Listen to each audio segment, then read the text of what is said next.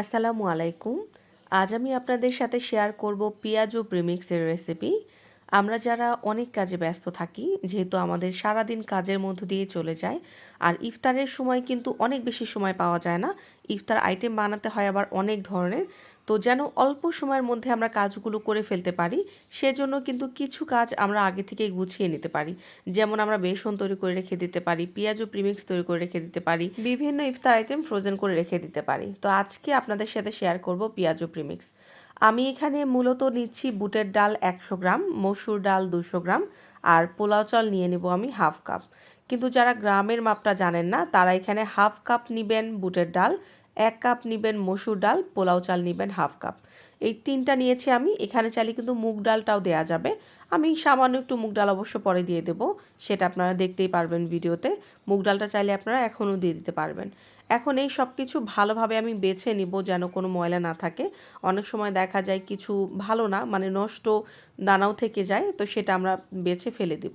এরপরে একটা kitchen towel দিয়ে বা শুকনো একটা ক্লিন কাপড় দিয়ে আমরা ভালোভাবে এই ডাল চালটাকে মানে ক্লিন করে ফেলবো, যেন কোনো ধুলাবালি না থাকে। অনেকেই প্রিমিক্স কিন্তু পানিতে ধুয়েও কাজটা করে থাকে, তো আপনারা যেভাবে পছন্দ করেন সেভাবেই করবেন।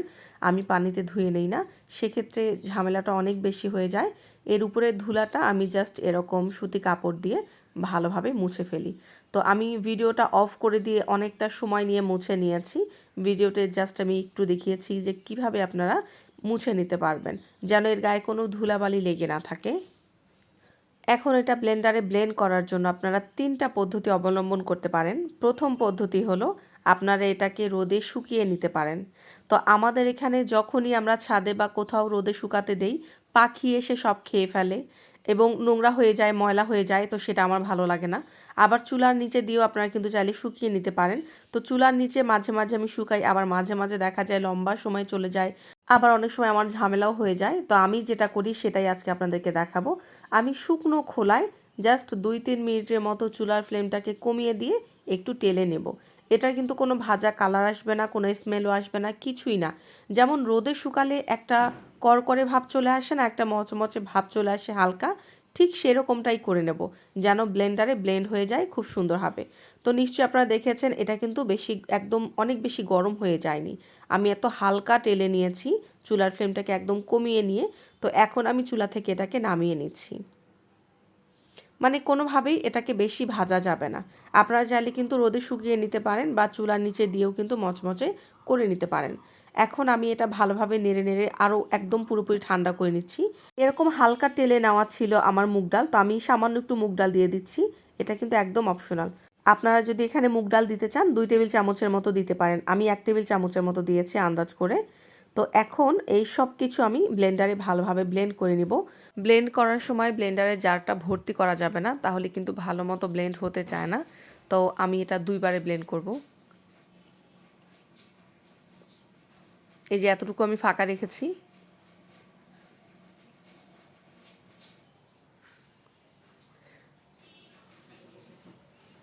এখন আমি খুব ভালোভাবে ব্লেন্ড করব একটু একটু করে।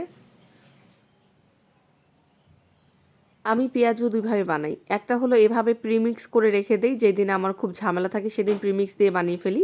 আর যেদিন দেখা যায় আমার হাতে অনেক সময় থাকে, সেদিন আমি মসুর ডালকে পানিতে ভিজিয়ে রেখে দেই।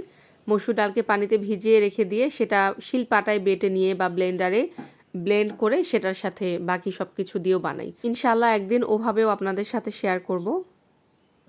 যখন আপনারা দেখবেন খুব সুন্দরভাবে পাউডারের মতো মিহি হয়ে গেছে, খুবই সামান্য একটু একটু দানা আছে, তখন বুঝে নিতে হবে ব্লেন্ড করা হয়ে গেছে।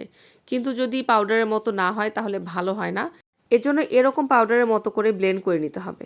আর এখানে কিন্তু হালকা একটু গুঁড়ি গুঁড়ির মতো থেকে গেছে, যেটা কোনো সমস্যা নেই, খেতে ভালোই লাগবে। তো একইভাবে আমি বাকিগুলো ব্লেন্ড করে নিচ্ছি। এই রোজার মাসে কে কে কী প্রস্তুতি নিলেন অবশ্যই শেয়ার করবেন কমেন্ট বক্সে। তো আমি এখন কি করব, এই সবগুলোকে একটা এয়ারটাইট কন্টেইনারে করে রেখে দিব। এই যে আমরা পেঁয়াজু প্রিমিক্সটা বানালাম, এটা নর্মাল ফ্রিজে 1 মাস পর্যন্ত আপনারা সংরক্ষণ করতে পারবেন এয়ারটাইট কন্টেইনারে করে। আজকে যতটুকু আমি প্রিমিক্স বানালাম এটা এই কন্টেইনারের জন্য একদম পারফেক্ট। এখান থেকে আমরা নিয়ে নিচ্ছি হাফ কাপ। আপনারা যতটুকু প্রিমিক্স নেবেন ঠিক ততটুকুই দিয়ে দিবেন পানি। তো আমি এখানে হাফ কাপ প্রিমিক্স নিয়েছি, হাফ কাপ পানি দিয়ে দিচ্ছি।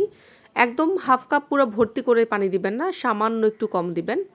এবার চামচ দিয়ে নেড়ে আমি এখানে ঢাকনা দিয়ে ঢেকে রাখবো আধা ঘন্টার জন্য। তো আমার আজকে কেন জানি তাড়াতাড়ি ভিডিওটা যেহেতু করবো এই জন্য আধা ঘন্টার অপেক্ষা সহ্য হচ্ছিল না। 15 মিনিট পরেই আমি এটা ঢাকনা খুলে ফেলেছি। কিন্তু আপনারা অবশ্যই চেষ্টা করবেন আধা ঘন্টার মতো ভিজিয়ে রাখতে। আর যদি হাতে সময় না থাকে তাহলে আপনারা একদম গরম পানি দিয়ে ভিজিয়ে রাখবেন 10 থেকে 15 মিনিটের মতো। এখানে আমি পেঁয়াজ কুচি দিলাম, কাঁচামরিচ দিয়ে দেবো আদা রসুন বাটা 1 চা চামচ, দিয়ে দেবো ধনিয়া পাতা। কাঁচা মরিচটা আপনারা এখানে দিবেন আপনাদের স্বাদ অনুযায়ী। যারা ঝাল বেশি খেতে পছন্দ করেন অনেকগুলো কাঁচা মরিচ দিয়ে দিতে পারবেন। এখানে আমি কোনো শুকনো মরিচের গুঁড়া ব্যবহার করব না, কারণ আমি এটা কাঁচা মরিচ দিয়েই করি সবসময়। শুকনো মরিচের গুঁড়া আমি সব কিছুতে ব্যবহার করি না। দিয়ে দিলাম স্বাদ মতো লবণ, হলুদ গুঁড়া দিয়ে দিলাম 1 চা চামচের 3 ভাগের 1 ভাগ, জিরার গুঁড়া দিয়ে দিলাম হাফ চা চামচ। এবার এর সাথে দিয়ে দিচ্ছি আমি 1 টেবিল চামচের মতো ময়দা এবং এর সাথে দিয়ে দিচ্ছি প্রিমিক্সটা 1 টেবিল চামচ। এখানে কিন্তু প্রিমিক্সের পরিবর্তে আপনারা বেসন দিয়ে দিতে পারবেন 1 টেবিল চামচ। আমার যেহেতু বেসনটা এখনও বানানো হয়নি, কেননা বেসনটাও আমি বানিয়ে নেই, কিনি না এখন আর, এই জন্যই আমি এখানে প্রিমিক্সটাই 1 টেবিল চামচ দিয়ে দিলাম। এবার ভালোভাবে নেড়ে মিশিয়ে নিতে হবে। যখন মেশানো হয়ে যাবে এভাবে হাতে একটু নেবেন আর বাটির সাইডে এভাবে হাত দিয়েই এভাবে চ্যাপটা করে দিয়ে দিবেন, তাহলে শেপ চলে আসবে। এরপর সরাসরি দিয়ে দিবেন কুসুম গরম তেলের মধ্যে, মানে তেলটা অনেক বেশি গরম হয়নি। তেলটা যদি অনেক বেশি গরম হয়ে যায়, চুলার ফ্লেমটা যদি অনেক বেশি বাড়ানো থাকে, তাহলে পেঁয়াজও দেওয়ার কিছুক্ষণের মধ্যে কালার চলে আসবে, পুড়ে যাবে, কিন্তু ভেতরে সেদ্ধ হবে না। এই জন্য অবশ্যই একটু সময় নিয়ে ভেজে নিতে হবে। আর এই যে দেখুন আমি এটা সুন্দর করে এভাবে শেপ দিয়ে নিয়ে নিচ্ছি। আপনারা চাইলে আরও ছোট ছোট করে বানাতে পারবেন, পাতলা করে বানাতে পারবেন, যেভাবে মন চায় সেভাবেই ভেজে নিতে পারবেন। তো আমি এটাকে একটু সময় নিয়ে গোল্ডেন ব্রাউন করে ভেজে নিয়েছি। অনেক বেশি পোড়া পোড়া করে ভাজবেন না, তাহলে পেঁয়াজটা পুড়ে যায়, খেতে ভালো লাগে না।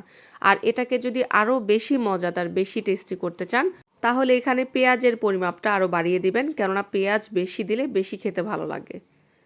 তো আমি খুব সুন্দর কালার আসা পর্যন্ত ভেজে নিয়েছি, এখন আমি তুলে নিচ্ছি।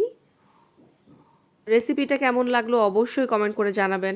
আল্লাহ হাফেজ।